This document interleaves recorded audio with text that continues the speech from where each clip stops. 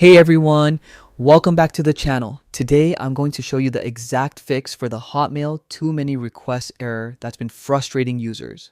If you've ever been locked out of your account or kept seeing that annoying message, stick around because by the end of this video, you'll be back in your inbox in no time. The too many requests error usually happens when Hotmail or Outlook detects too many login attempts in a short period. Don't worry, it's not a permanent lockout. Here's how to fix it. First, open your browser settings. Look for the three-dot menu in the top right corner and click it. From there, navigate to Privacy and Security. Next, we need to manage cookies.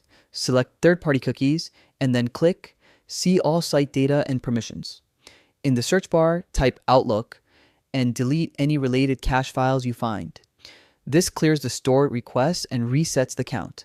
After that, it's time to disable extensions temporarily. Scroll down to the extension section and turn each one off. Sometimes extensions interfere with login requests, and this simple step often solves the issue. Finally, test the fix. Refresh your Hotmail or Outlook page and try signing in again. You should now be able to access your account without seeing the too many requests error. And that's it.